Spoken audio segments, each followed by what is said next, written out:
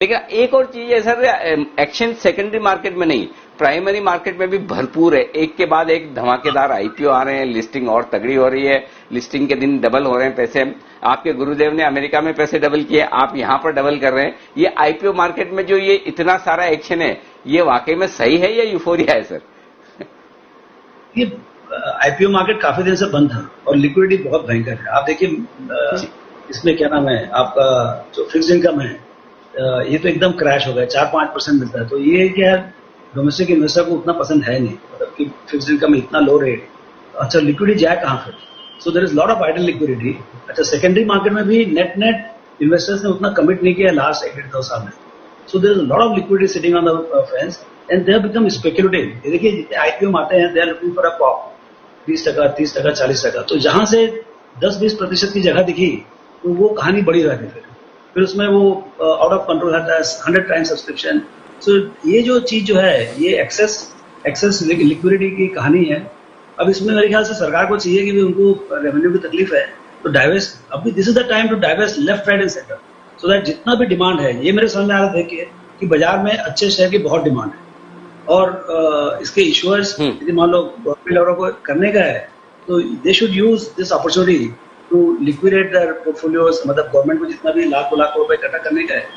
अब देखिए वो हैप्पीएस्ट माइंड में 1,06,000 करोड़ का डिमांड है 700 करोड़ के इशू के लिए। तो मतलब आप सोचिए कि कितना बड़ा मतलब लिक्विडिटी ओवरहैंग है इक्विटी मार्केट, मतलब जो डिजायर है इक्विटी इन्वेस्ट करने का, लेकिन उतने अच्छे शेयर नहीं मिल रहे हैं। तो ये जो लिक्विडिटी का जो ओवरहैंग है और ये बढ़ते आएगा लिक्विडिटी ओवरहैंग, यदि मान लो ग्रोथ नहीं आया इकोनॉमी में तो ग्रोथ कैपेक्स होगा नहीं, ग्रोथ कैपेक्स नहीं होगा तो ये सब आइडल खड़े रहेंगे, सब रिस्क कैपिटल। तो ये I think it is an opportunity for the government to offload some good shares in the market.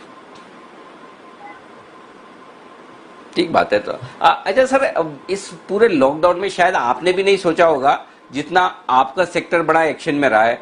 सारे ब्रोकर्स के यहाँ अकाउंट ढेर सारे खुले हैं, वॉल्यूम्स एक्सचेंजेस में बढ़ रहे हैं, रिटेल इन्वेस्टर बड़े फिर से एक्शन में आ रहे कि वही कि घर पे बैठे बैठे चलो कुछ नहीं तो ट्रेडिंग ही किया जाए, थोड़ा पैसा बनाया जाए। और पैसा बना भी है, आईपीओ कैम्स का आ रहा है, एंजल का आ रहा है और सारी ब्रोकिंग कंपनियों के रिजल्ट भी दमदार हैं। क्या इस सेक्टर की री रेटिंग हो रही है या फिर ये 4 महीने की चांदनी है? अनिल, सबसे most unpredictable sector is broking sector. मैं तो 30 साल से हूं मैं इसमें। जब सोचो कि बहुत तकलीफ आने वाला तो बूम आता है और जब लगता है बूम अब चलेगा लंबा तो बस्ट हो जाता है। तो मोस्ट अनप्रेडिक्टेबल है, बट इट इज अ मतलब ये क्या है देखिए, अभी जो जैसे आप जीरो इंटरेस्ट रेट की बात की, जीरो इंटरेस्ट रेट टिल 23, तो 23 का कोई मतलब नहीं है, they will be zero till they need to be zero. 23 से क्या 30 तक भी जीरो में रहेंगे और यदि मान लो इन्फ्लेशन ज्यादा दिखा 21-22 में तो तब भी भाग जाएंगे। लेकिन अभी फोर्सेबल फ्यूचर में इंटरेस्ट रेट नीचे दिखता है ग्लोबली और इसके चलते मेरे को लगता है कि लिक्विडिटी बहुत ज्यादा रहेगी और equity valuation for good companies will be fantastic. तो ये एक्साइटमेंट बना रहेगा अभी बुकिंग इंडस्ट्री में और उसका वॉल्यूम भी बढ़ते आएगा। और दूसरा क्या है कि कंसोलिडेशन हो रहा है कि एक तो वॉल्यूम भी बढ़ रहा है और दूसरा number of players, active players, जो मिल रहा है स्केल की आप बात किया शुरू में, वो चीज यहाँ भी काम कर रही है। तो कई छोटे ब्रोकर्स जो हैं या तो एक्सपांड नहीं कर रहे हैं या आउटराइट बंद कर दे रहे हैं। तो उससे हो क्या रहा है कि number of players in the country are reducing, the active players are reducing. जो मार्केट शेयर है वो टॉप 50 ब्रोकर्स का या 25 ब्रोकर्स का वो बहुत कंसोलिडेट होते जा रहा है। तो डबल बेनिफिट है। ओके। तो अच्छा सर, एक और चीज जो नए इन्वेस्टर्स अभी पिछले 4-6 महीने में जुड़े हैं और उन्होंने बाजार में न तो उतार चढ़ाव देखा है नहीं नुकसान, उम्मीद करें ऐसा ही हो, लेकिन ऐसा हर वक्त होगा ये तो संभव है नहीं। तो उनके लिए क्या सलाह होगी, क्या राय होगी, किस तरह की तैयारी रखें अगर बाजार में थोड़ा भी करेक्शन आए, ऊपर नीचे हो तो सावधानियां क्या रखनी चाहिए फर्स्ट टाइमर्स के लिए?